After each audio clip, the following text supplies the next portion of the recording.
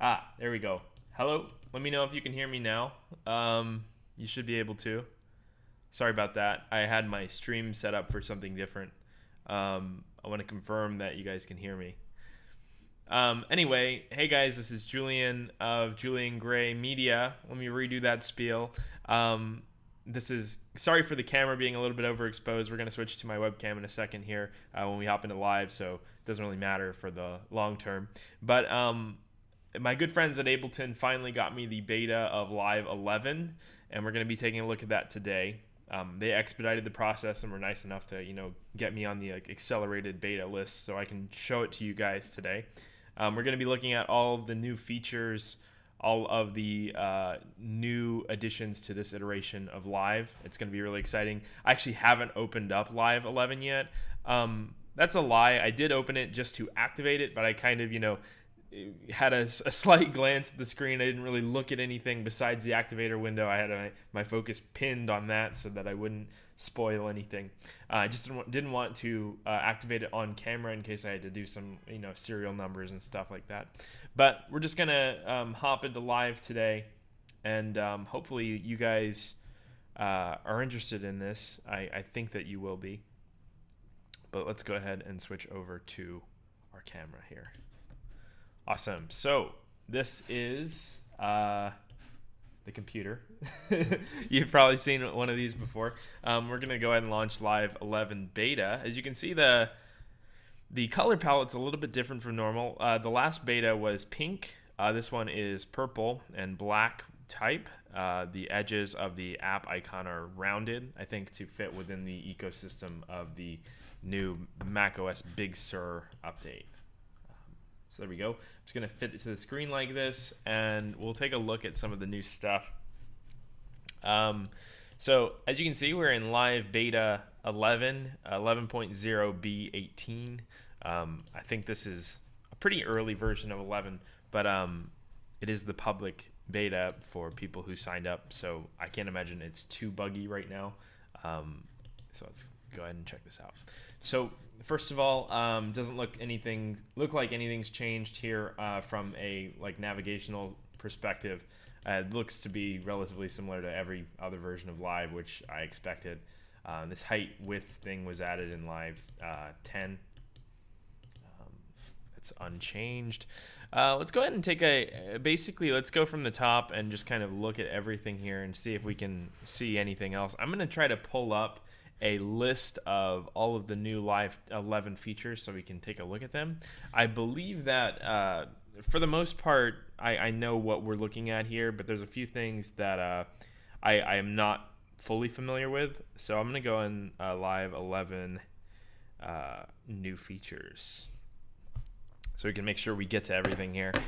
I know that comping is a big one. I know that MPE support is also a big one.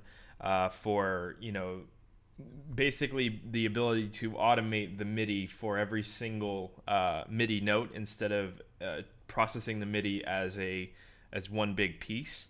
It originates from those those C-board controllers where you can take a MIDI note and adjust the pitch bend or the vibrato or the glide of each individual note instead of dealing with the entire keyboard as one big let's say modulation. So MPE support is really cool. I think that's going to be one of the biggest things. I know that they made some quality of life changes. I don't know if you can call them improvements. We're going to get into those too. But the main things are comping and MPE. We're going to look at those today. So like I said, let's go from the top to bottom. It doesn't look like anything's changed up here in the top bar. We don't have anything changed. Link, tab, all this stuff is the same as previous iterations. This stuff's all the same. Looks to be the same across the board. I don't know. That looks a little bit different, but it might just be something I'm missing. I don't have anything triggered right there, and it might just be my imagination. Okay, so favorites look the same relatively. Looks like they haven't changed much of that. I heard from my friend at Live that they changed the way audio effects are sorted. Yeah, so this is a little bit interesting here. I don't know if I love this, but I'm sure I'll get used to it as time goes on. as you can see, they've basically sorted the functions of, or I'm sorry, sorted the audio effects by their function, essentially. So like the EQ and filter stuff, like auto filter and the two EQs available and a channel EQ, interesting, are all in this EQ section. I don't know if that's new. I don't remember this being a thing, but it could be. Could just be tripping.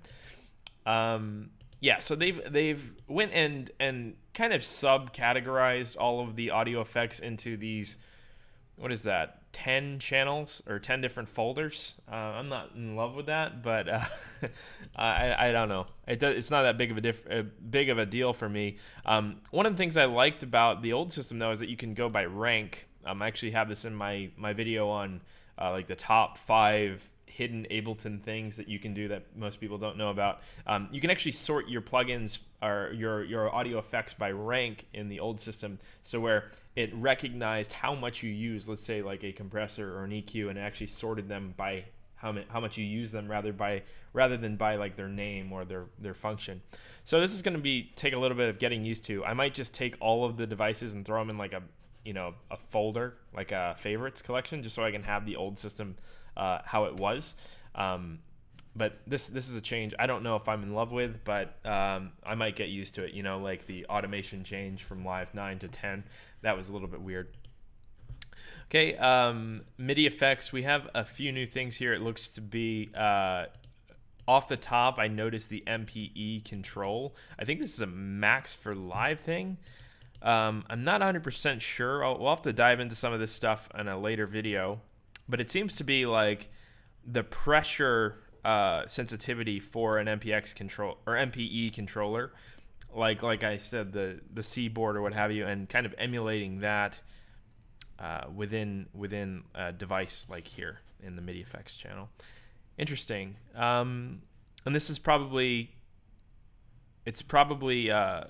something we're gonna have to look into at a later date, because I'm not overly familiar with the MPE protocol, but it is a powerful thing that I think we can designate a full video to. Okay, that's new. Let's see what else we got here.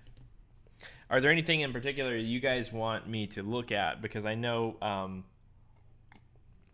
lot of you guys are probably curious about the new version of Live, and yeah, there's probably some things that you guys want to see. Clips, I believe, got a new icon. I'm not 100% sure of that. I should just open 10 in the background too, so I can compare. We can even open 9 too if you really want to go that deep, but I don't think we'll have to. It looks like Groove's got a new icon as well. Templates is new. Let's see. Let's see what this is. I'm assuming it's just, yeah, so I think it's just an Ableton Live project file that essentially achieves what you are trying to do quickly. Like, you could do this in every version of Live historically just by opening a, ALS file. If you saved one that was called 8-track recording and you had 8 channels, it would be the same in Live 10. It's just that they put it in this nice new category, which is kind of nice, actually. I kind of dig that. Podcast template, is it like one audio channel? not much of anything. Yeah, that's pretty interesting that they did that. It's not like overly unique to Live 11 though. It's not super interesting. It makes me wonder, did it carry over my template from Live 10? Because I have a specific one for me for 10. I'm gonna put 10 on the screen now. So this is 10. And immediately I noticed that 10 is a little bit more contrasting. This is a little bit less. Maybe that's in the settings. So if I got a look and feel, can I reduce like the contrast? Brightness maybe? Just seems kind of dark. Let me go back to 10. Yeah, 10 looks a little bit brighter to me. I don't know if that's adjustable, but I hope so, because it is kind of hard on the eyes, the darkness. Yeah, so they did totally add a new icon for Grooves, and they placed it up here instead of like having to deal with this new window. They have the window in the new version, but I think that this is for referencing old grooves and stockpiling your own. That's pretty cool. But fundamentally, these are just folders. Like, you could have done this with your own external folders in Live 10 as well. It's just cool icons and stuff. Let's see what else. Max for Live, plugins, clips, samples, grooves. Yeah, templates. Okay, so that's everything in the categories section. I wonder if they've sorted the effects in other categories too, or if it's just that audio effects category. Interesting. Because if you look, oh yeah, so in Live 10, as you can see here, there's that sort by rank feature. So if you have all of your audio effects in the folder, like the base folder, like you had in every version of Live historically before 11, you could do this thing called sort by rank. And you can see these lines here, and these correlate to the amount of usage that you got out of any of these given plugins. I hope that they enable something that I can use this still in Live 11, because I actually really like this, because it's always like automatically updating to like my current workflow, because your workflow kind of graduates and evolves over time, right? So like, let's say 1 month I'm using a lot of auto pan. The Ableton Live interface knows when to suggest auto pan, because I've been using it a lot, versus, you know, like chorus or what have you. So I hope that you can do this in Live 11 again. That's kind of a shame that they got rid of this, but maybe there's a way you can, you know, change that back. It's kind of redundant to have the rank feature here if you can't actually use it. So it's a very interesting choice. Most people don't actually use the rank. They use, like, you know, the name or whatever. So it wasn't a huge deal for most people, but for me, somebody that used it, that's an interesting change. Let me check the comments a little bit here. This is Port Null, but on the wrong account. Did you already install it? Yeah, I installed Live 11 just because I wanted to make sure it was activated before we started streaming, because I don't want to you know, put my serial on the screen. I think Ableton Beta would be very mad at me if I did that. Not sure I feel about that aspect. Okay, would love to see the comping. Yeah, we'll get into comping for sure. Does it have 64-bit float export? We'll check that as well. Okay, so I'm going to keep Live 10 open in the background just so we can compare and contrast if there's anything else we want to look at. But for the most part, I think a lot of the core features of Live haven't changed. And I'm actually doing a video on the retrospective from version 1 to 11 coming very soon. I actually have, here, I'll get it.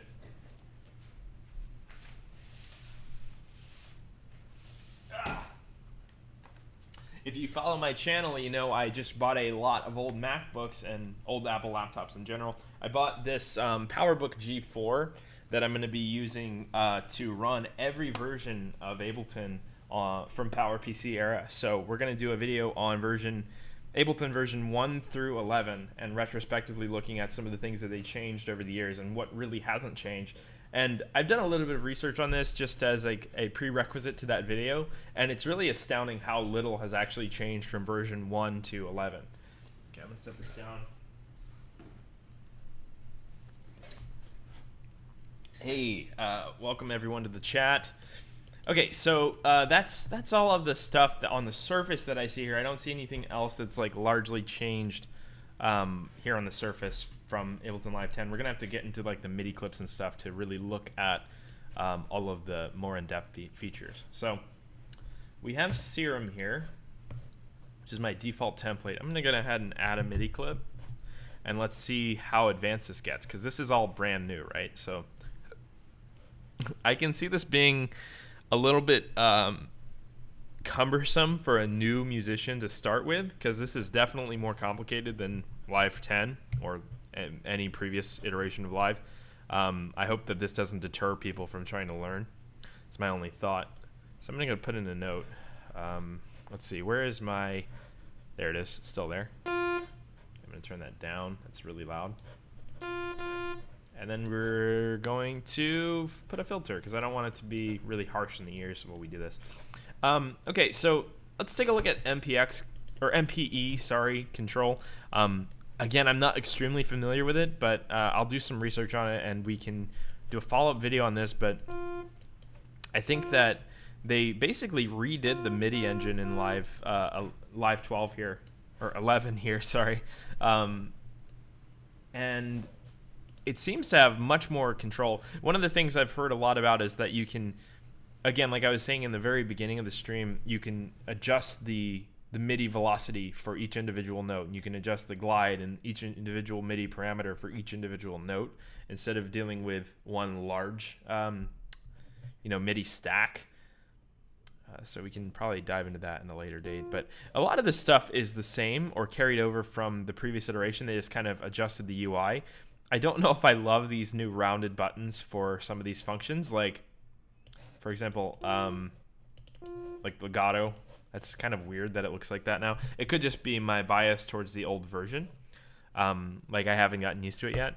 They still have the divide, multiply, reverse, and invert, which is more relevant to audio. Duplicate. So yeah, this is all kind of the same. They have velocity right here now, which is interesting. Can I do this per note? No, so this is velocity overall, I believe. Okay, interesting. Okay, well, like I said, we're going to have to get into this in a future video because I'm not overly familiar with it. I just wanted to give you my first impressions on it. Velocity range, that's interesting. So maybe you can randomize the range of velocity. Of course, I'm using a synth, so there's no velocity parameter mapped. So I'm just going to grab like contact. Also, guys, have you heard anything about Big Sur compatibility? Because I want to look into that. Let's see. Julian, what do you think about new M1 Apple products, Mac Mini, Mac Pro, and Mac Air? Are they going to be better for music production? That's an interesting and kind of a general question. I think that in the long run, it's going to be great. Apple M1 and fundamentally ARM, which is like what the Apple M1 is running on, is a much better platform than Intel x86 or AMD x86 for that matter. It runs more efficiently. It's a better architecture to build off of. I don't know that right now it's going to be the greatest thing, because right now when you do a full architecture change, you end up with a lot of, I guess, loose ends as far as software compatibility goes. For example, if you have a program from like 2005 that was compiled for x86 and it's just kind of barely holding on the latest Intel Mac or Windows computer, there's no way that's going to be recompiled for ARM-based operating systems or architectures for that matter. And I can't see that compatibility is going to be a huge strong point for ARM. Apple claims that Rosetta does a really good job of, doing live emulation of x86 on the ARM platform, but I don't know that it's going to be incredible for audio software compatibility. Long term, though, M1 is significantly better power efficiency. It gets really, really solid single core performance. To put that into perspective, the new MacBook Air with no fan at all gets better single core performance than the highest end Mac that's ever existed, which is the 2020 Mac Pro or 2019 Mac Pro. So this little like Ultrabook with no fan is getting better single core performance than a tower running like an 8-core Xeon, which is insane. That's not to say your multi-core performance is going to be great, but the single core is really great, and that's ultimately what Ableton prioritizes, is single core performance. Ableton, in short, applies a single core to each channel. That's why it's so easy to overload live. So, yeah, I'm just going to put a contact on here. Sorry, I got distracted there talking about Apple. We're going to try some MIDI velocity stuff because we haven't really tried that yet. So let's reduce this velocity. I'm not like 100% sure how this works. So I'm curious. I'm not positive what this does, this fader here. Maybe we can open the, sets the amount of randomization. I see. So if we set this to like 40% or whatever, and then we hit randomize, oh, it randomizes the velocity within that range. Okay, I see. That's interesting. I don't know how applicable that is to like actual writing. It's definitely cool for like generative stuff, because now we can, you know, let's say I have like 20 notes, highlight all and then randomize. Yeah. So you can end up with these really human velocities, I guess. Very interesting for like I said, like computer generative humanization, but it's not like super applicable to like actual writing. Okay, so this stuff is largely the same as before. This is all kind of the same functions, just a new look. I'm really curious to look into this stuff, because this is like the new stuff, this stuff, and then this stuff. Clip follow apparently got an overhaul, and it's better now than it was. We'll do an updated video on like live performance down the road, because that's where this actually comes into play. You don't really use clip follow unless you're on stage and you want the next clip to follow your previous clip in succession. Tillman says, is Live 11 out already, or is it beta? It's currently in beta. This is a an early look at the program. Ableton is doing an open beta if you sign up for it. It's really difficult to get right now. My friends at Live just helped me out and got me an accelerated position on the list, I guess, to get this beta so I can show you guys how it is. Okay, so that's interesting. Let's go ahead and see what these do. I haven't seen this. Probability, interesting. So I really should like look at a video on all this stuff before making this, but I figured I'd just hop in and try to figure it out, but this is a little bit deep. Probabilities can be changed by clicking and dragging up and down on the probability markers. Selecting a probability marker will also highlight the note in the note editor to which it belongs. Click with Shift held down to select multiple markers to edit. So I'm curious to what is probability?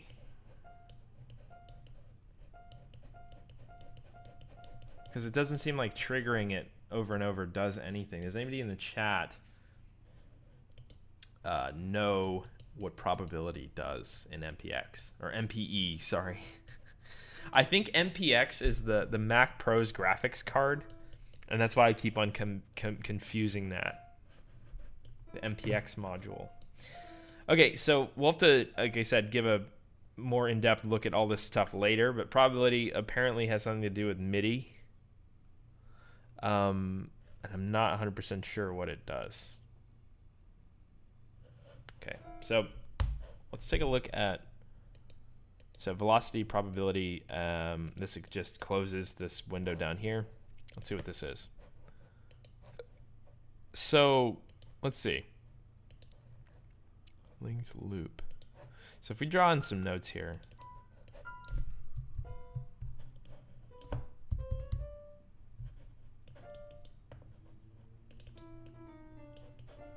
Okay, and then we take a look maybe at the note expression. So maybe this is where it is. So like the slide and pressure functions are note by note here. And maybe you can map those to something within your synth. I don't have any synths, I don't think, that are compatible with MPE right now. Sierra might have an update for it or something, but I don't have any synths that are compatible with it that I know of right now. I'll have to look in my library and see. I'm sure I have something that's compatible, but it seems like you can adjust independently the slide, pressure, what else do we got here? Velocity, and R velocity, whatever that is, per note now. So like if we had like a chord, for example, we can independently adjust the velocity, the pressure, the slide of each individual note instead of doing the entire MIDI clip. yeah, we're gonna have to look at this again in a future video where I know a little bit more about MPE, but it seems really interesting.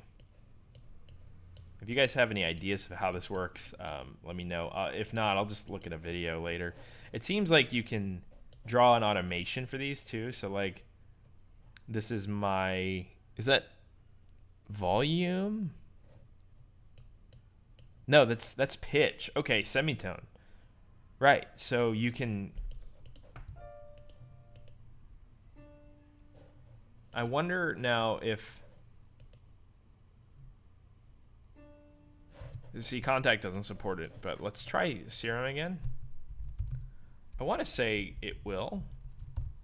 I remember reading somewhere that Serum was MPE compatible. Yeah, there it is. Okay, so if we were to, you know, make this a little bit less aggressive. Oh, Charisma, thank you for the donation. Petition to get Juno on stream. He's chilling on the floor right now over there. He'll probably come over here by the end of the stream. So let's see. So now, oh, interesting. So, okay. So if we go into notes and we, you know, draw these out, we can now pitch bend each individual note. So like this guy, let's just say we want this at neutral. Can I do that? Yeah. And then we pitch bend this up like, that's a lot. Let's try like 3. This is harsh on the ears. I'm gonna move these over. Yeah.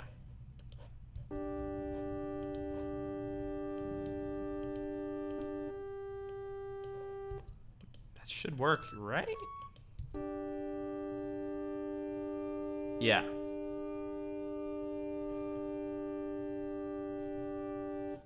So now we can pitch mod 1 note instead of like 5. Like if we had a whole chord before, historically, like in Live 10, if you try to do this, the only option you have is the MIDI automation, which is here, MIDI pitch bend, and you can only automate the entire chunk of MIDI pitch instead of you know, individual note support. So this is pretty game changing for like, you know, inner chord voicing.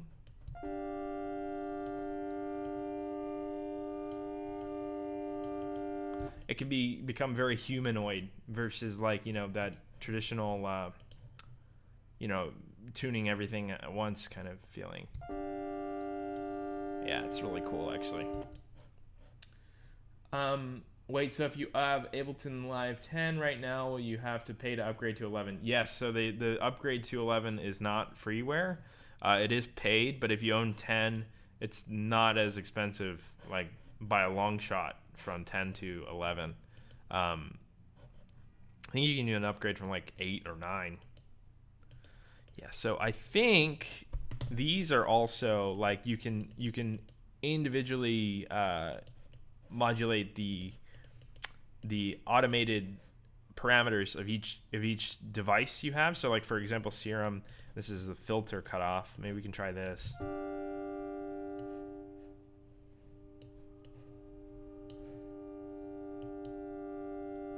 I don't know what unlinked loop and loop does. By default, envelopes play and loop along with the clip. Their loop regions are linked. Choose unlinked to activate independent local loop region settings for the chosen envelope, so as to create envelope gestures that are longer or shorter than the clip.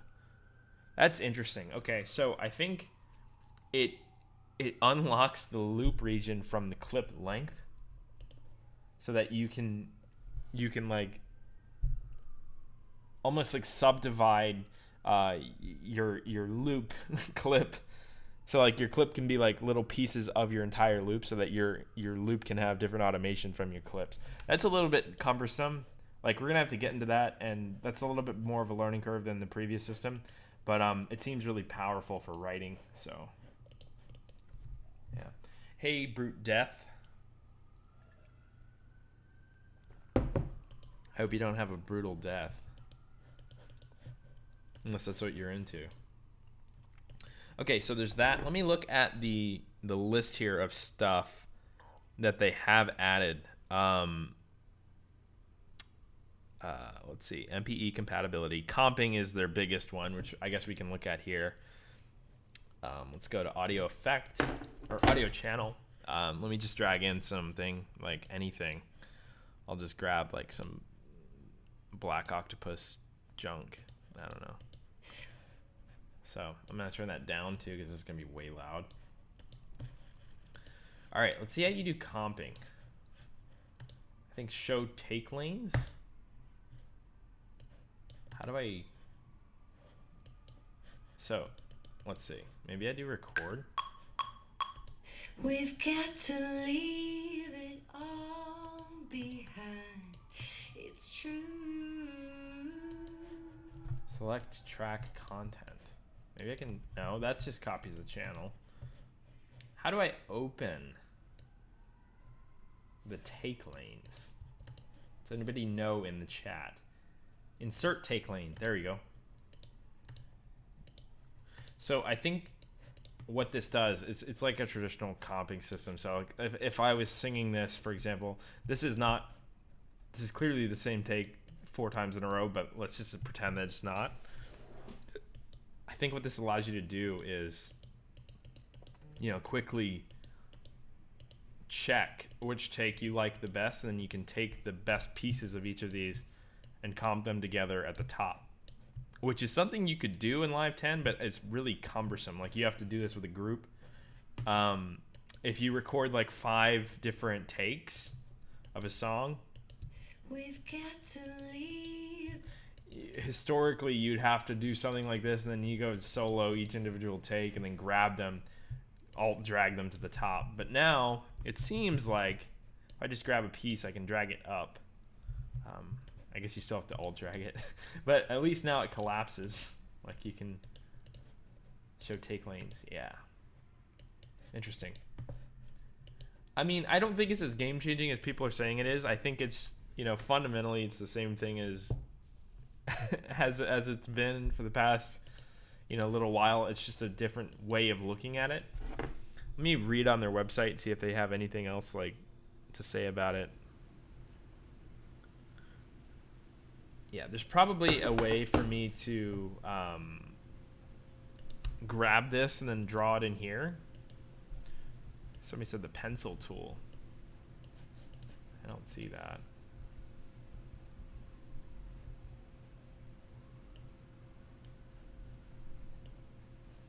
Huh. Oh, interesting. So, okay.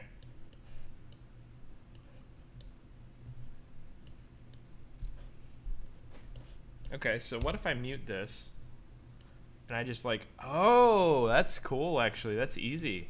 Okay, so this is much easier than I thought. Thanks for the tip.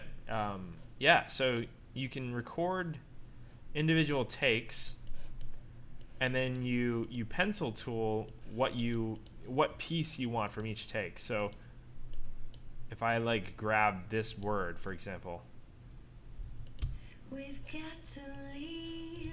I think what will make this really clear is if I make these a different color. Or is that not carry over? It would be really interesting and really helpful, actually, if this carried over the color. I don't know why they didn't do that.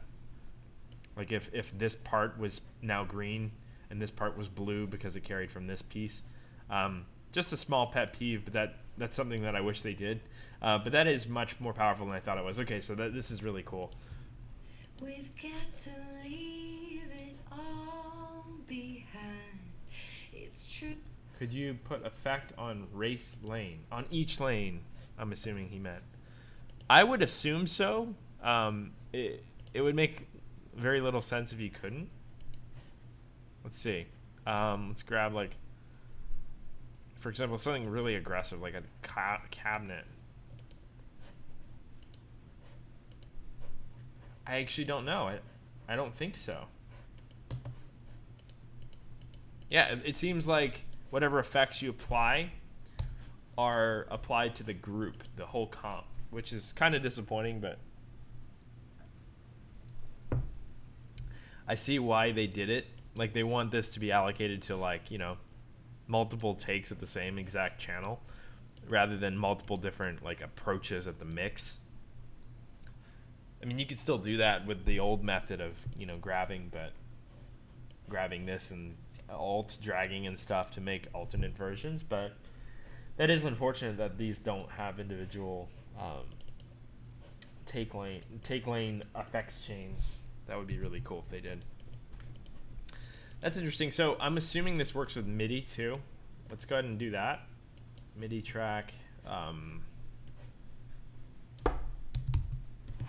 Because it would have to, because your recordings in MIDI. Yeah, so insert take lane. I have to remember it's command, no, it's option shift T. Huh, that's a weird one. It's like an awkward shortcut. They shouldn't have done that. Oh well. Yeah, so there it is. So I'm assuming it's the, you know, same way. God, it's gonna BS some MIDI. Yeah, and then for this take, let me just put these here so that we know. So this is really cool, because then you could like audition new pieces if you prefer one or the other. So like, I like this part of take 2, I like this part of take 1.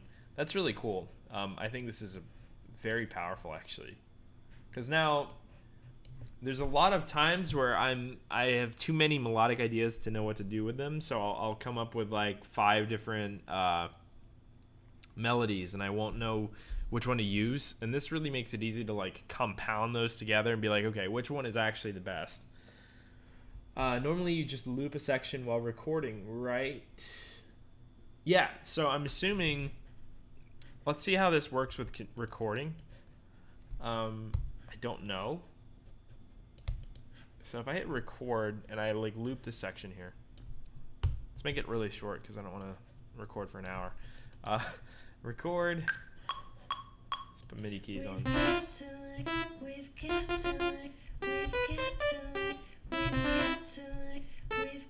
Yeah, so when you record in a loop, it basically records them in a round so that you can, you know, grab which piece you want. That is so cool. That is like one of the coolest new features, I think, if not the coolest feature. That is really useful. It might actually be really good for like making like really complex patterns. For example, like if I was to throw like a myriad of different bass sounds, for example, like let's say you just mash 8th note basses here and then maybe like glitches here or something here. You could go on your, you know, your pencil and go really intricate and you know, grab only like the little chunks. Oh, can you not do that? Yeah, you can. So like at a 32nd note level, you know, you grab like this bass from this channel and you grab this one from this one. I don't know how well that would work because you can't adjust the processing on each lane. But if it's an audio, I think you could do that and make really cool, like, really quick and dirty, like complex strokes type stuff really easily. This, along with the randomization, you can comp generative stuff. And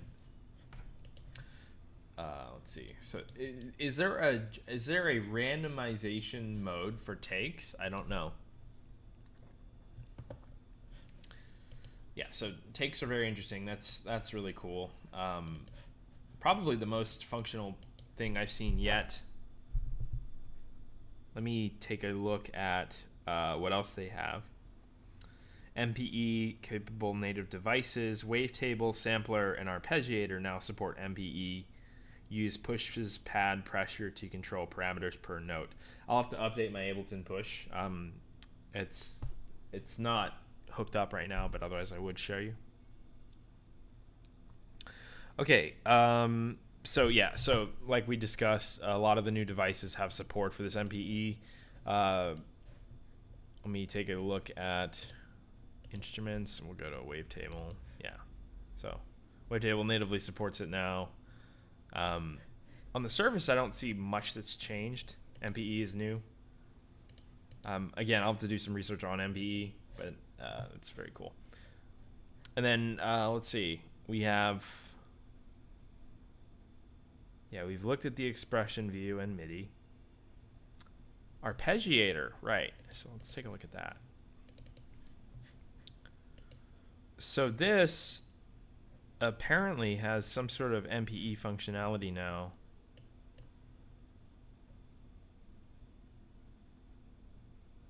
Combining this feature with a retrigger parameter.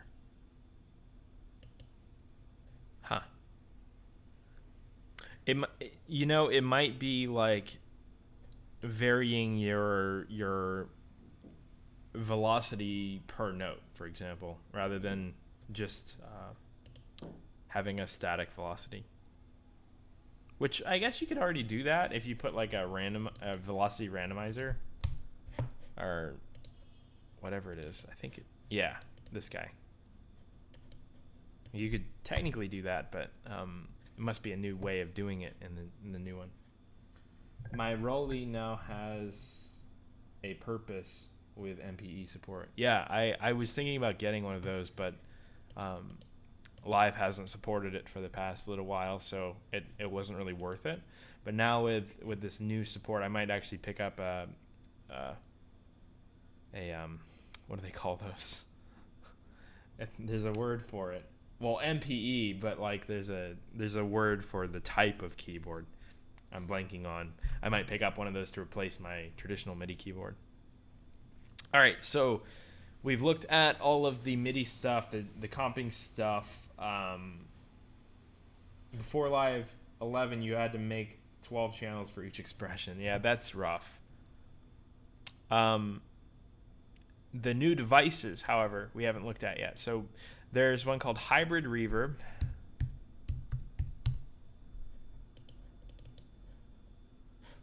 So let's try this on those aforementioned vocals from earlier.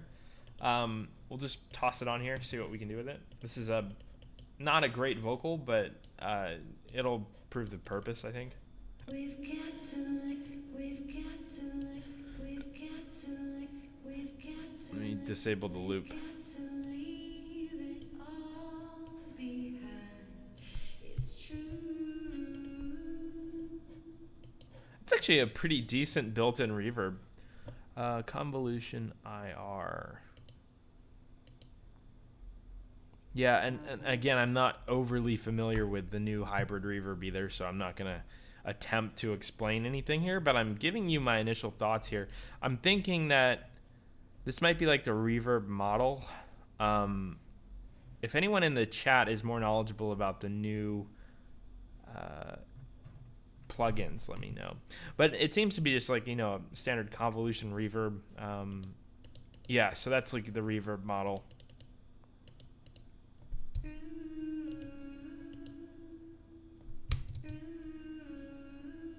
And convolution like emulates a space based on a model.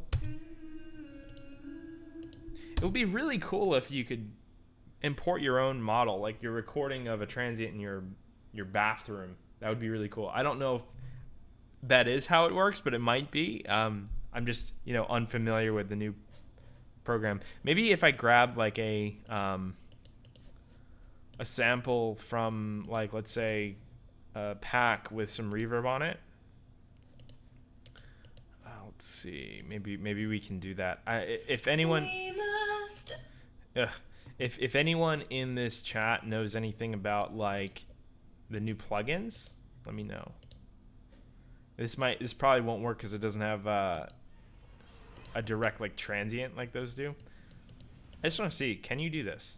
Yeah, you can. So it seems like you can import your own convolution model for this new hybrid reverb. That's very cool. So like I was saying, you can go in your bathroom and record a thing and then use that as a reverb model for your reverb. That's pretty cool. The rest of this stuff is pretty similar to any convolution reverb like Valhalla Room or what have you. I'm not seeing a whole lot that's new, but it's really cool to have a really, really solid built-in reverb, because I know that this is going to be CPU efficient, because Ableton's like designed to be like lightweight for live performance. Lemonier, hello, welcome. Very hyped for the comp mode. Yeah, the comp's awesome. Comp is probably my number one thing for this update. This reverb sounds great though for what it is, and the fact that you can import your own reverb models is pretty cool. I think that's what it's called. I'm not 100% sure on the terminology, but all I know is that convolution reverb is based on recordings that an AI kind of reproduces the same effect based on the recording you provide it with. That's why you can have like these like presets with, let's say, Valhalla. Yeah, so there's convolution. So it says on the official website, it says combines convolution and algorithmic reverbs, making it possible to create any space from accurate real-life environments to those that defy physical reality. Cool.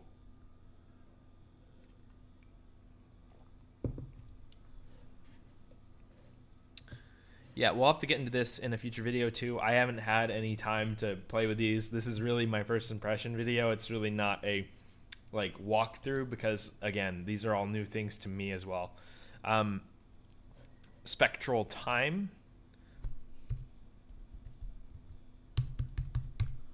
All right, let's see what this is all about. Transforms sounds in partials and feeds them into a frequency-based delay, resulting in metallic echoes, frequency shifted, and reverb-like effects. The freeze function captures and holds audio. So let's disable hybrid reverb and see what this is about. We've got to leave it all behind. It's true. Oh, this is cool. Hold on. Shorten this a bit. We've got to leave it all behind. It's true. Really interesting. We've got to leave it all behind. It's true. So, to me, this is probably most functional at like, 100 milliseconds, because when you get beyond that, it becomes very like hard to hear the original voice.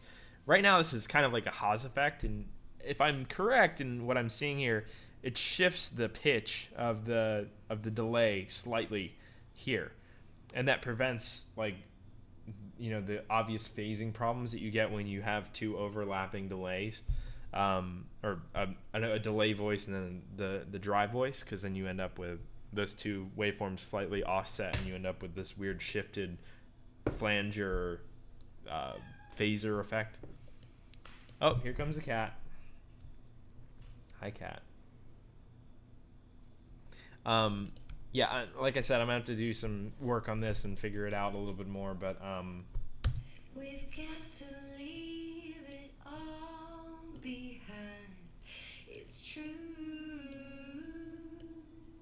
that's super cool though. We've got to leave it all behind. It's true.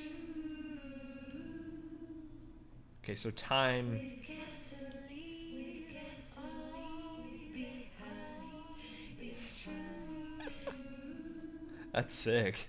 Stereo? We've got to leave it all behind.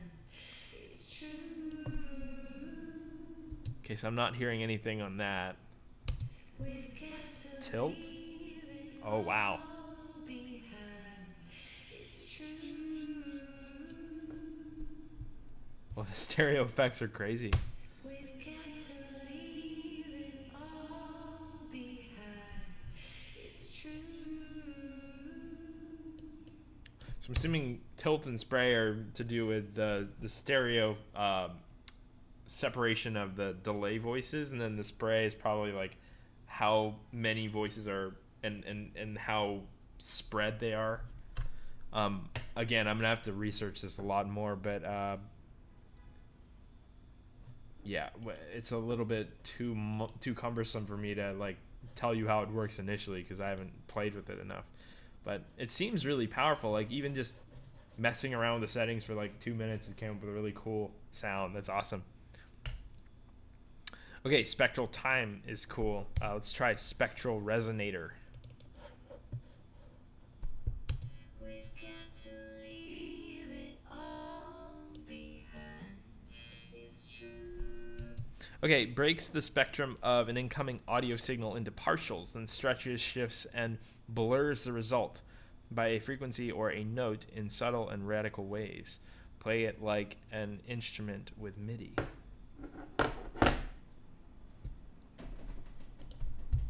We've got to leave it all behind. It's true. Got to leave it all behind. It's true. Interesting. Another one that I'm going to have to look more into before I can give a full analysis on. But it seems like Ableton has gone this like experimental route for Live 11. These are very like they're like high level thinking, more experimental plugins than traditional. Like they're more for, I think, more experimental music, or even like experimental engineering technique, which I'm really excited for. I want to mess with these, but I don't want to give you guys false information, so I don't want to try to explain something I don't know how it works because I haven't had enough time with it yet. Inspired by nature. Let's see what that is.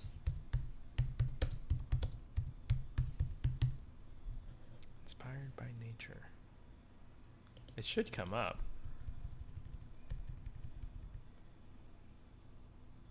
I'm not seeing that in my beta right now.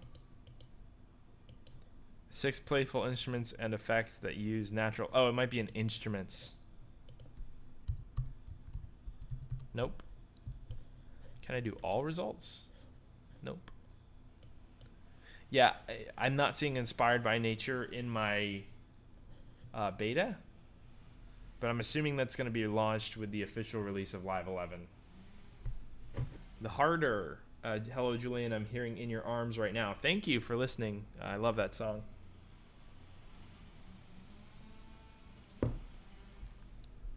And Pitch Loop 89. Let's see if that's even on here yet. Yeah, I think these are all still very much in beta and not fully functional yet. Okay, there's some other stuff too. Like I said, live tempo following. Live listens to and adjusts its tempo based on incoming audio in real time. That's pretty cool. I can't see myself using that because that's very it's very live performance-y. If I was performing with a live drummer or something, yes, that would be very applicable, but I'm not personally going to be utilizing it. I won't say that. Maybe I will down the road, like if I ever tour with a band. But as I tour today with just a DJ setup or like a Ableton setup at the most, I don't know. Okay, so we have some updates to previous devices here.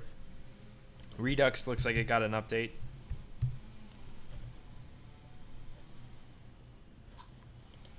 I don't know why that's under Drive. That's interesting. I would name it like effects or something. Adds a wider range of sounds from vintage digital gear, including harsh distortion, digital and aliasing artifacts, as well as warm and saturated 8-bit textures. That's exciting, actually. Let me try these out. Leave it all behind. It's true. We've got to leave it all behind. It's true. We've got to leave it all behind. It's true.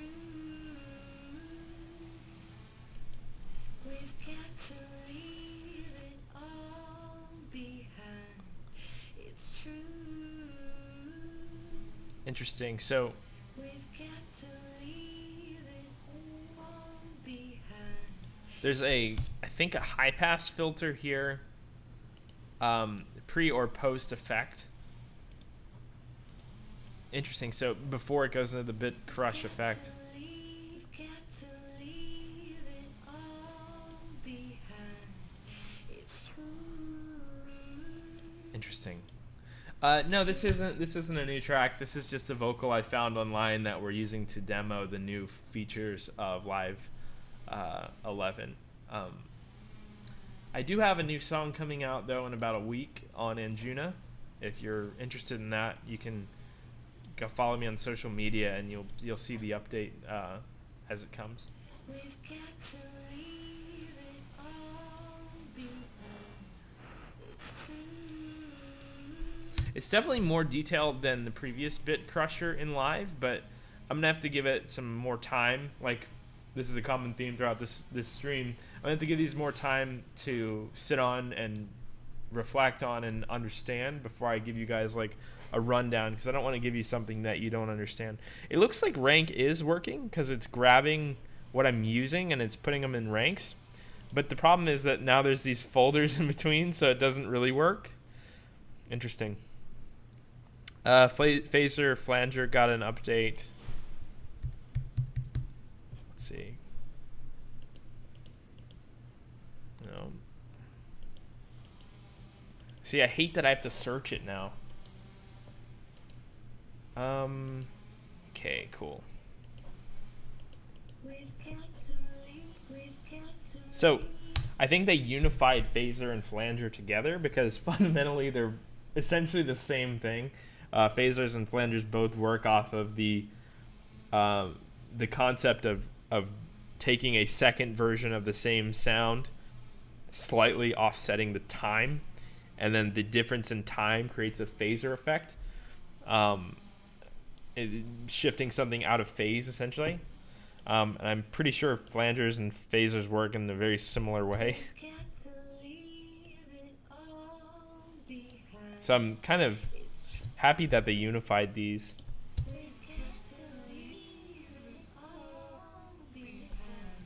It's like GLaDOS. I think the difference between a phaser and a flanger is in like their voicing, but I'm again not confident enough to explain this fully. Yeah, I think notches is like how many duplicates of the sound and in what way they're being phased or pushed out of phase. Yeah, this is interesting. Alex Barish, welcome. When the ping pong delay plugin got put inside the delay plugin, also very sad. I think that it's fine, as long as you use like it in the same way. It sounds the same to me. I did like the old like design. Like, how do I even? Yeah, like it's still the same. If you hit ping pong and you hit jump.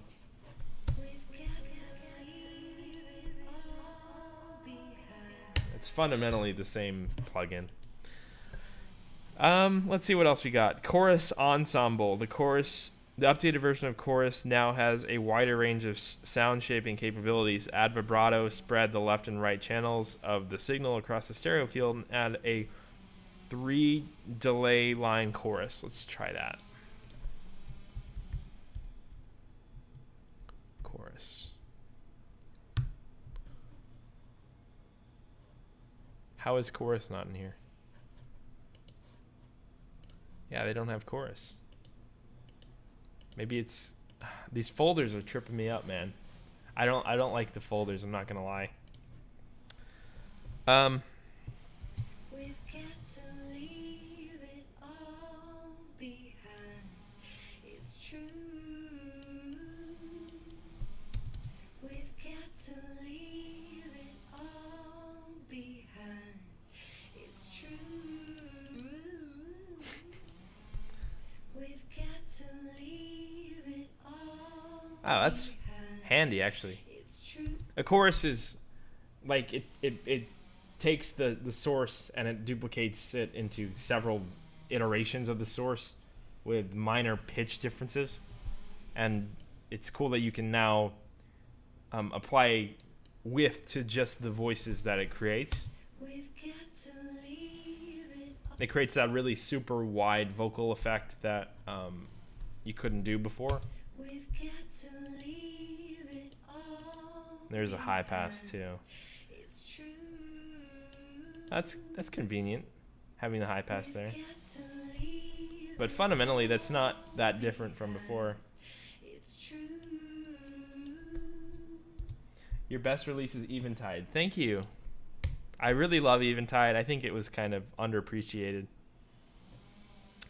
Macro snapshots. Store the state of macros for later recall. This is a fast way to create instant variations to sounds or builds and drops during a performance. So, okay, let's create a macro here. I can't tell. I don't know if you guys hear that outside, but I can't tell if it's like a drone or if it's like a guy with a cart, because there's like vroom, vroom, vroom, vroom. So now you can add up to 16 macros. That's one of the things I was really hyped about, actually. I think this is the snapshot thing. So you got macro variations. So if I, let's say, map this to, let's say, blend. I don't even know what that does. If I hit variations, new variation. So variation 2, let's say I map this to decay instead. Does that carry? Like, so like map, this is on decay, this one's on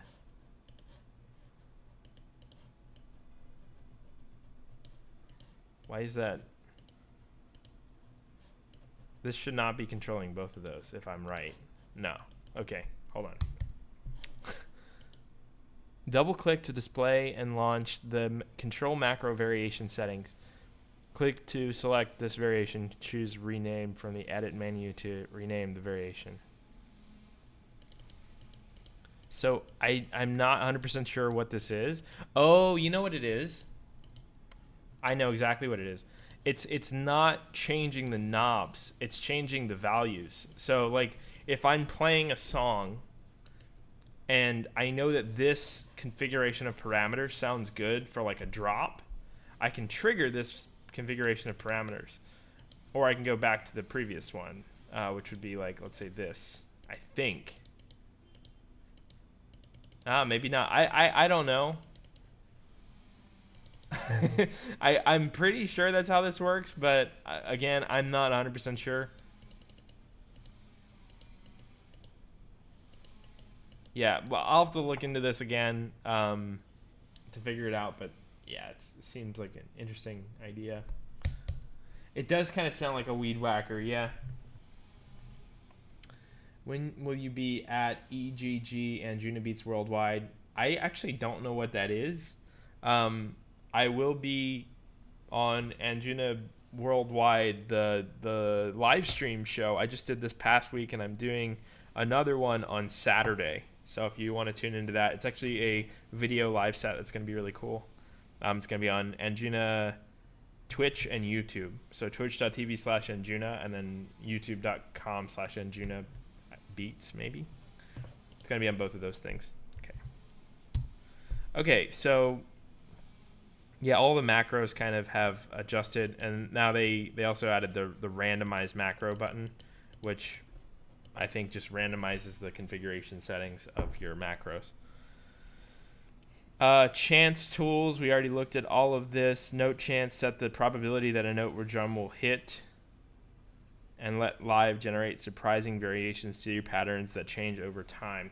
So that was back to that probability thing we were looking at earlier. Again, I'm going to have to do a little bit more research on that. But, yeah. I think that's most of it. There's some new instruments and stuff. New sounds based on the instruments that are already in there. But I'm not going to cover all the presets. I feel like that would be kind of, over the top. There's a few smaller additions that says refined clip editing. Clip edit loops of multiple clips simultaneously. Focus on a single clip in context and easily transpose entire arrangements from one piano roll. Oh, that's interesting. So I think you're able to edit multiple clips at once instead of having to do like what we used to do. I'm just going to try this. Again, I don't know how all this stuff works yet, so you'll have to bear with me here. But if you have two clips selected, I want to say that if so now I can actually move the two clips at once together instead of having to move one and then move the other. Like the new compare window is just both of these are the same clip, just reflected by different colors, which is kind of cool actually. I like that. If we hit focus, then it'll do what we used to do and shift back and forth between the two. That's actually a great addition because I love that ability. Oh, also the MIDI scale thing. So if you hit scale, now I don't know how to do it. Activating this button will immediately hide all rows or key tracks that do not contain MIDI notes or belong to the selected scale. So I don't know how to select a scale, but I've been told that if you select, like, let's say the scale of A minor, and you press the scale button, it'll do what we used to do with like the fold feature, where we would have like, you know, the MIDI ahead of the clip start like this, and then you can hit, you know, fold, and then it only shows the notes of the scale. I've heard that they've actually added a scale function, which is right here now, that you can, you know, lock what MIDI you have available to you to a scale so you never write out of key. That's kind of cool. Let me just deselect the other clip. I think that might be why. If I go back to this and I hit scale, maybe, no. Scale button on the left below 4.4. Where is that? Oh, it's probably like in this. Yeah, there we go. So if we go to A minor, for example, which is all white keys, you'll see all the white keys are selected with the octaves highlighted here. And we've hit scale. Now we can only write in scale or in key of A minor, which is really actually super handy because, like I said, we used to use that workaround, which is really kind of cumbersome. But now this is great, and it's awesome that they've done this. And it seems like they've actually integrated all of the different modes that the push utilizes, which is really cool. And I actually don't know why they didn't do that in the first place, because push already had that repository of like scales and different modes. So I thought this would be a no-brainer for them to add to 10, but it's good that it's finally made it into 11. They said new tabs for note parameters, follow actions, envelopes, and MPE provide a clear overview of and access to parameters and properties of a clip. I'm assuming that's referring to the stuff we've already looked at here, like the velocity and the MPE stuff. And then improved CPU metering. An updated master display can now show current and average CPU usage, plus per track CPU meters show which tracks in a set are using the most processing power. That is amazing. Okay, so I'm going to go ahead and open a track. Here, I'll open this one because this one is actually coming out soon, like a week from now. And I've played it on Anjuna Beats. I'm playing it again on Saturday. If you guys want to check that out, you can go and tune in Saturday, as I mentioned before. Aftertouch. It said it on the site. Aftertouch controllers. That was the word I was looking for earlier. I want to get an aftertouch keyboard, like a C-board. Okay, so we're going to load in a project file here so I can see that new CPU meter thing. I'm actually really curious about it. I've heard about it. I think it shows a CPU meter per channel so that, you know, you can see which channel is tanking your single core performance. Here we go. So this is coming out in a week for those of you who only care about my music and not about Ableton. At least you get a preview of an upcoming song.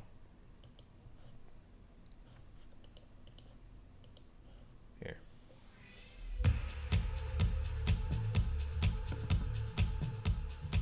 So let's see if we can find this. So CPU, indicator for overload.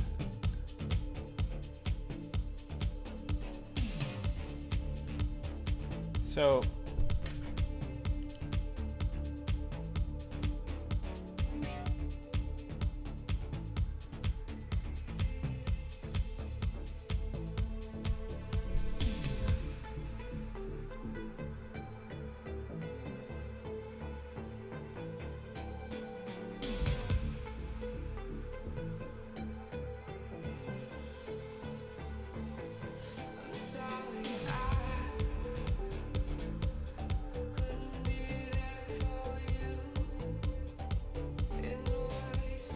So it's showing me the average CPU and the current CPU for my usage as it progresses.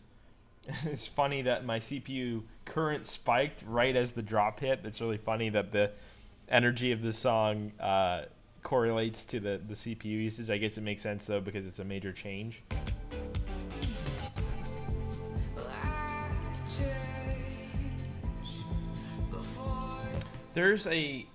I know I saw it. Somebody's mentioning down here you have to hit tab to the individual channel usage. Maybe there's a way you can do it because I saw it in the video, or at least a video about Live 10. Might be this? No, it's delay.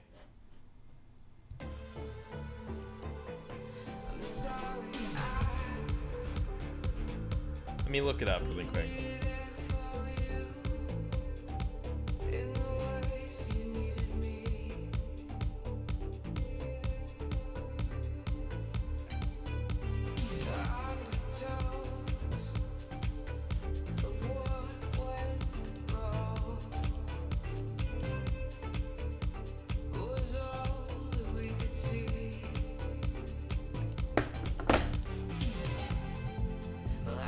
I can see where the audio glitches occur because of the MIDI spiking over 100. Any changes to automations? A simple color system to differentiate would save time and avoid editing the wrong automation. That is actually a really good point, and I think that they really should integrate that. I don't think that they changed it in this iteration. It seems to me that this is still the same. That's getting dangerously close to automation clips, though. That's like FL Studio's method, and I'm not in love with that either, because then it would get very cumbersome to look at. Like, this is a different color from the source clip, even though it's still a subcategory of the clip. Yeah, does anyone know how to establish a the MIDI, I'm sorry, not the MIDI, the CPU per channel? Because I think there is a way to do that, and I can't think of how to do it.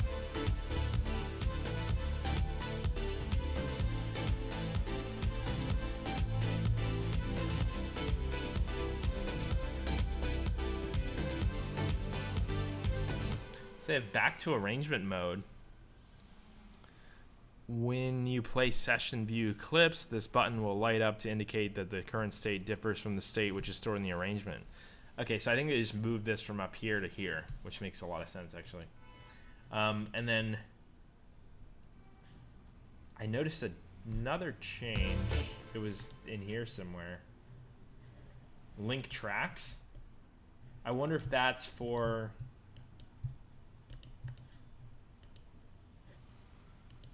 I don't know what that does. Does that, like, if I move it, does it move?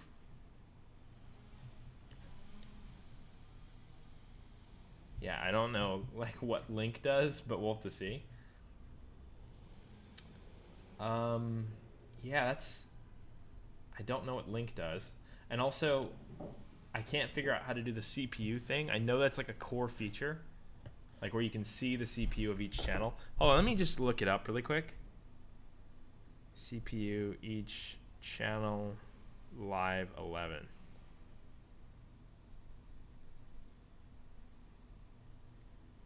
Ableton live 11.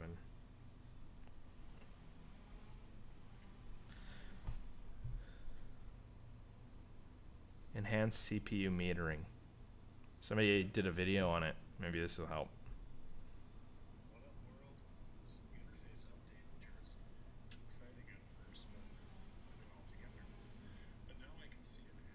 He's showing me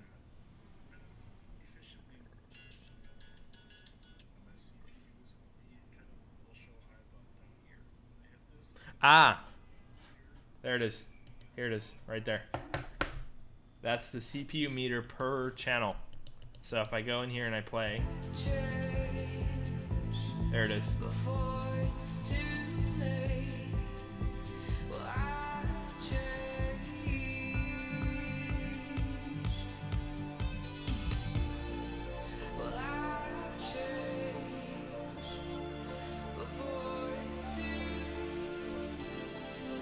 This is clearly like tanking my CPU.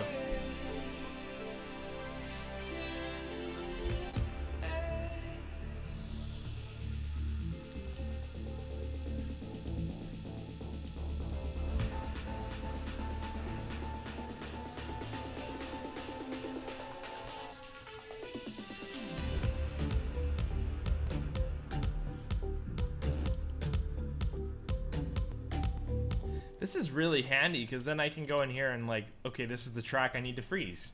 Because I know that this one is like tanking my CPU performance. It's hurting my, my overall CPU performance because of that one thing. Also, I don't know if you guys know, but I've heard from Ableton developers that Ableton is very single core focused in that they apply each channel to a single core. So I'm curious if I played this and looked at activity monitor. It's easier to see on Task Manager on Windows, but I don't have my PC hooked up.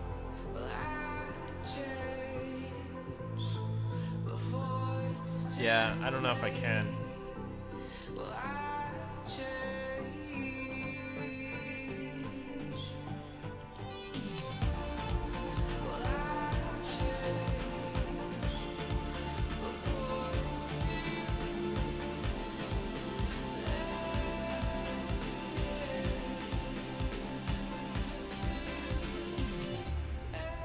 You can see the motion.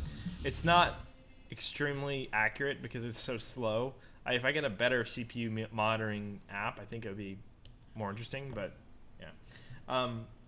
Alex Band, sorry, just got in. Is the piano roll still terrible? It's about the same as it was. I mean, they added some MPE support stuff, which makes it more interesting for like, making inner chord notes, or making notes contained within a chord, more malleable, so you don't have to pitch bend the entire chord, for example. But it's not like overhaul, like it's not Cubase or FL Studio level of MIDI input, which I'm actually comfortable with. I love Ableton's piano roll, but a lot of people dislike it, and I can understand why. Next up, can I get per plugin CPU metering? Yeah, that would be like extremely helpful. Ableton really needs to make like a sandbox system for plugins so that if Valhalla Room crashes, like it uses 100% of my CPU, it doesn't take out the entire session. That's one thing that I'm really impressed by with Bitwig, because Bitwig has that where if one plugin crashes, it's a redundant task. It's not running inside of Live. So if, let's say, Serum crashes, it doesn't take out the entire DAW, which is really useful for live performance. Cool. So I think we looked at most of the new features, guys. If there's anything I missed, let me know in the chat right now. We can take a quick look at it. But I think we've covered all of the relatively new stuff. I don't think there's a whole lot we missed. Those new CPU metering functions are really cool. Let me just collapse all of this, actually. Yeah, and this is my remix for Gabriel and Dresden. It's coming out on Anjuna Beats on I believe the 28th of this month. I could be wrong.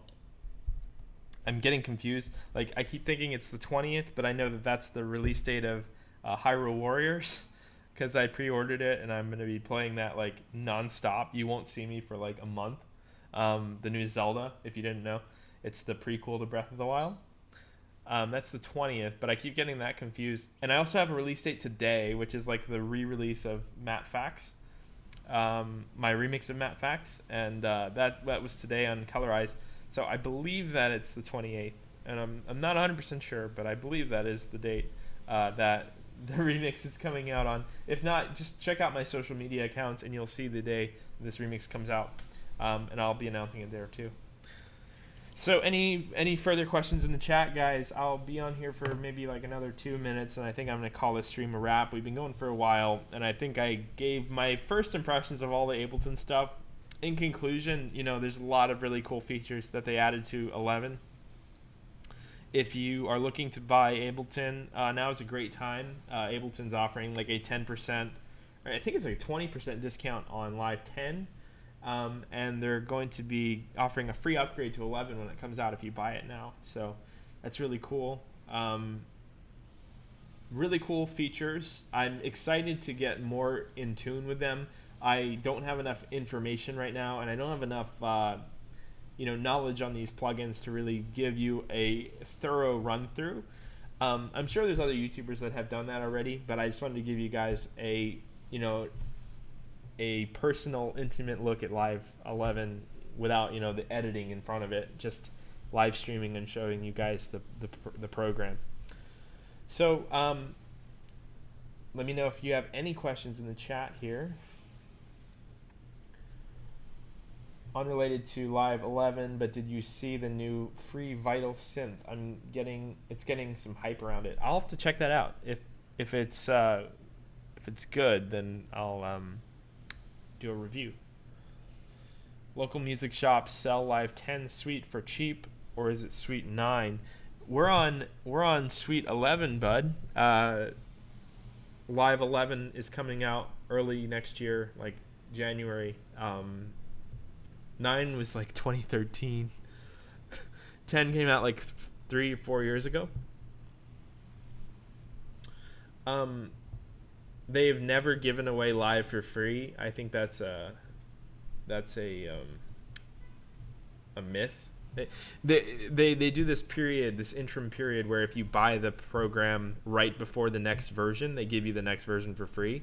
But generally, they don't give away anything for free. They're very stuck about that. They don't like to give away their software. So you have to buy every incarnation of Live if you do that. Which I don't hate that. I would prefer like an Ableton subscription model where you can pay a little bit per month and always have the newest version, like Adobe or what have you. There's a billion of them now, but Splice, for example. But it's cool to own Live. Yeah. If you buy 10 right now, you get 11 for free right now. So if you had 9, I think if you had 9 and you didn't get 10, you could buy 10 right now for 20% off, and you get your upgrade cost. So like you get the cheap upgrade from 9 to 10, and then you get 20% off of that, and I think you also get 11 for free. And I think that might be like the best possible way you can get it, but I'm not 100% sure. I don't work for Ableton. I don't even know if that will work, but I encourage you to check out 11. I think it's awesome, and it's something we should be excited about. There's a few things I don't like this new plugin or audio effect routing system in the folders off to the side. The hierarchy of these folders just feels unnecessary for me. I liked it better when they were all in unorganized order. I hope that they make it so you can check that off if you don't want it like that. They should do what Image Line do, buy for life. I disagree with that. I think that that's a very it's non-scalable. I think that the problem with that is that you get one purchase out of your customer ever. So from a business perspective, Ableton has much more resources as far as R&D goes, as far as development, as far as customer support, and that's why they're able to do such cool stuff like push, and they have like award-winning customer service. They have some of the best software in the industry. I think it's because they have the financial backing of like everyone buys the new version for $1,000 every time. If they bought it for $50 and then never had to pay for it again, they'd be in a similar place where like FL is, where they don't have the money to, invest in the same way that Live does. Not to say FL is probably a $1 billion company at this point. Like, they have a lot of money, but I think Ableton has a better model. Now, if you ask me, the ultimate solution will be to, instead of buy it once, you can switch people to a subscription model where they have to pay like $10-20 a month, and you have the newest version of Live at all times. I think that's their best solution. I actually talked to the marketing director at Live right as Ableton Live 9 was coming out. This is years ago, and I brought up the idea that piracy is pretty rampant within like the audio software space. And I think a large part of that is because people are not going to pay $1,000 to buy live when they've never wrote music in their life. So it's a huge barrier to entry. But the problem I have with something like Ableton Live Intro is that nobody wants to buy something subpar. So like, for example, if there's a iPhone 12 and there's like a 12 that's made of plastic for $500 less, I would clearly rather have the 12. And when there's no cost involved, so like it's either I pay $100 for like, Ableton Live Intro with like 8 channels or whatever, you only get those 8 channels or whatever. And you know that there's something better out there, which is like the full version of Live, which is like Suite. So people literally will either pirate Suite or just not write music. So I don't think there's anybody actually buying Intro that knows what they're doing.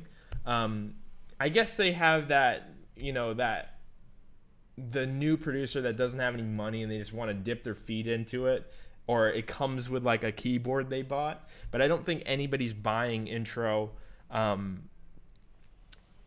when they know that they can pirate Suite for like free.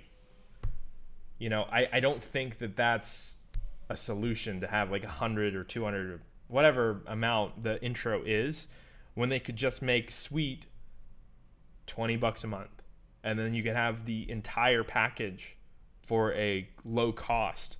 That way you can have people that are just beginning have an even smaller barrier to entry. You can annihilate all of the piracy and stuff like that, because people are much more willing to pay $20 for the entire suite, even if it's in perpetuity. Like, pay $20 for suite every month for until you reach the next version or whatever, versus paying like $200 for like program that is worse than something that you can pirate for free. So that's kind of like my pitch to them. They don't love that idea, but I think that maybe one day they'll switch over to a subscription model. I don't know if they liked it or not. I mean, I think that it's personally, if I was running Ableton, I would switch it to a subscription 100%. I love the Adobe model where you pay monthly and you always have the newest software. As a professional musician, or as a professional creative person like I am, I despise the idea of buying something for $1,000 and then buying it again in 3 years when my version's out of date. I'd rather just pay $40 a month and have the newest version all the time. That's like just what I think.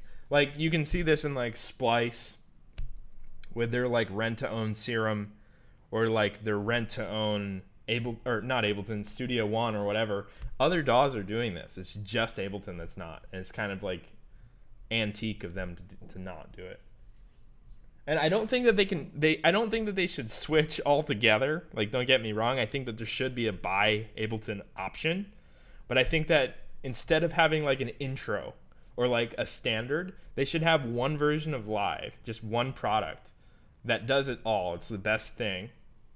And then have like the people that would have otherwise paid $100 for intro will pay $100 over the course of a year for the program that they actually want.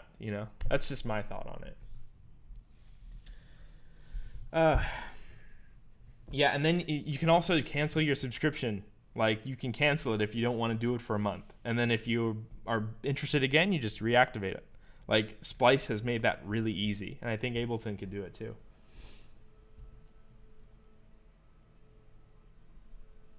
Yeah.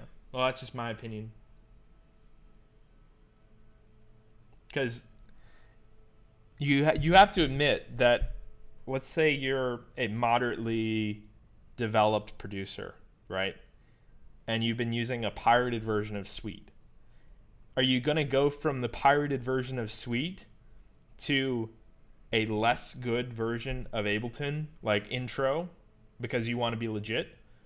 Or are you gonna want to essentially downgrade for the sake of legitimacy and cost, or do you want to, get a subscription model, pay a small amount every month, have that legitimate program, and then not deal with the downgrade? You have the best program and you're paying less for it than you would with like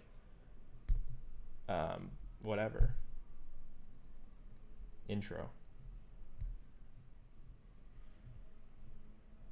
Matt Vorn says, I just realized that this doesn't really help. The filter doesn't help because I have the chat on the screen. But subscription models eliminate freedom. I like to own my software license. I don't like to lease it. Plus, €120 for a Live 11 upgrade is cheap compared to paying $20 a month for 3 years.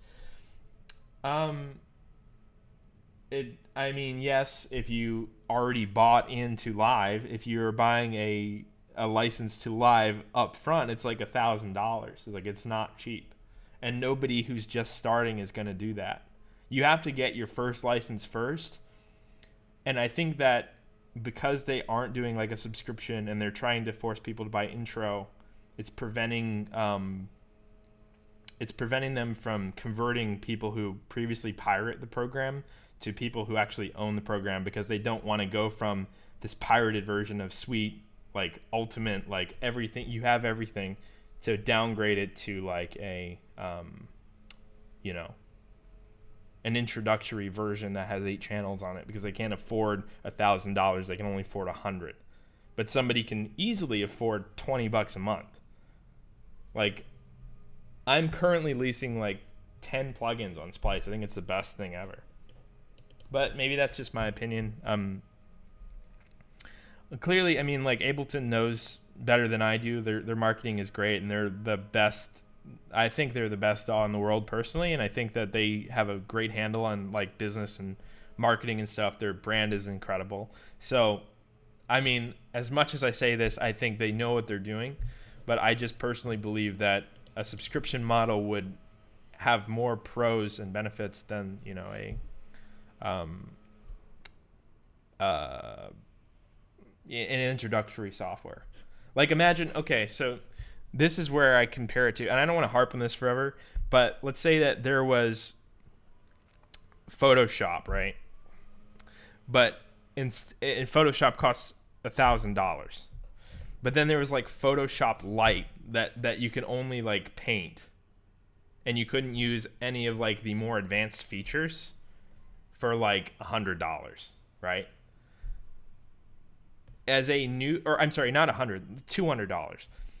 The difference between 200 and like 600 is not as huge as the difference between like 0 and 200, right? So like people who are just starting would rather pirate it than pay 200 for the introductory version that doesn't do what they want, at least in my opinion.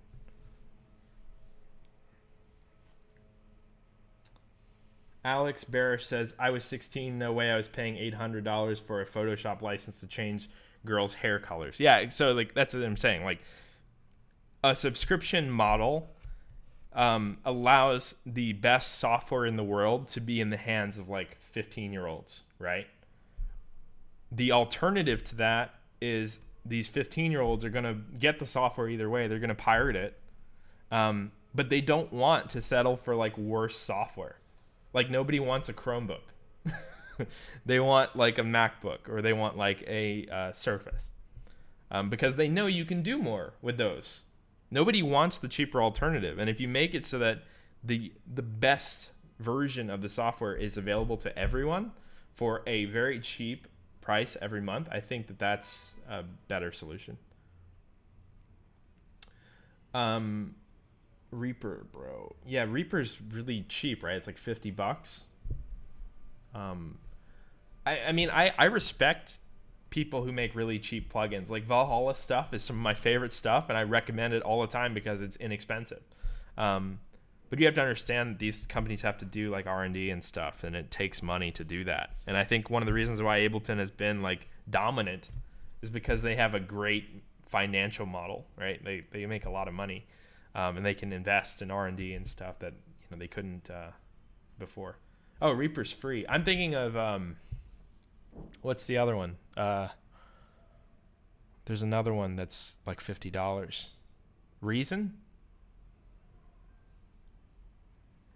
Matt says, I think monthly for an infinite amount versus a perpetual license has very good arguments both sides. Depending on the user, the more choices to purchase, the better for consumers. Yeah, I think that choice isn't the problem as much as, or it's not the problem in general consumer products. I think it's more of a problem in software, because in software realm, software can be acquired for free. Like if you know where to look and essentially you can find any program for free, and it's going to be the full version, the ultimate version of that software. There's no value to software to a lot of people, even though there is. Like I clearly buy all my own plugins and stuff, and yeah, you can acquire all of your stuff. But I think that the choice presents a reason to pirate, right? Like if there's a ultimate version of a software that's really expensive, and then there's a cheaper version that's slightly cheaper and is marginally less expensive, people are always going to go for like the ultimate version, whether they can get it for free with acquiring it somehow, or they're not going to try to buy the cheap version that doesn't do everything that they want to do. Again, like I said, nobody wants to settle for the worst.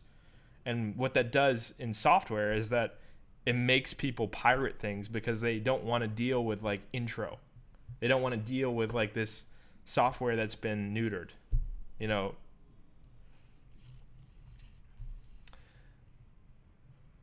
Alex says, I'm just glad no DAW has gone the way of game engines like Unreal that take a percentage of profit from games you make.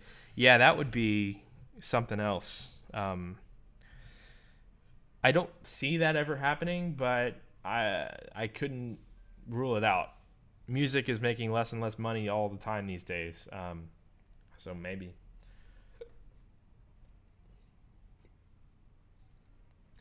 Matt says, agreed. I like what Splice are doing, though, as even though it's monthly, once you've paid off the value of that software, you own the license. And I think that that's like the solution I'm looking towards for Ableton, not necessarily like you have to pay this indefinitely to have the programs.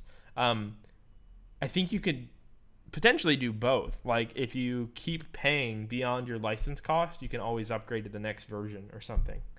I think that's great. I just don't like the idea of having, 3 versions of the same program. Like, for example,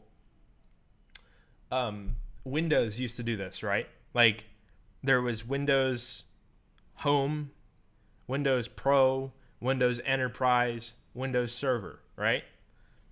They're all fundamentally the same thing, with the exception of maybe Server, with, like, different feature sets. And they all cost different amount of money, right? Nobody really wants the home version, because it's just like the slimmed down version that doesn't do as much as the full version. So I think Windows wised up to that and unified all of that into one version of Windows that costs like a certain amount of money. You don't need the choice when it comes to software, because when you present people with a choice, they're always going to want the best choice. And if it's not in their price range, they're just going to pirate it. At least in my opinion. Anyway, guys, I don't want to ramble too much about software privacy and and software financial structure, but a very interesting talk with you guys. It's been really fun. This is Ableton Live 11. I think I'm going to call this stream a wrap, guys. My throat kind of hurts from talking so much. But I guess I'll talk to you guys in the next stream. Maybe next time we'll actually... I'll know a little bit more about these plugins. Maybe we can dive into some of the more cool feature sets of them and what we can actually do with them, rather than, just talk about, the first impressions. All right, guys, I'm Julian of Julian Gray Media, and I'm going to see you guys in the next video.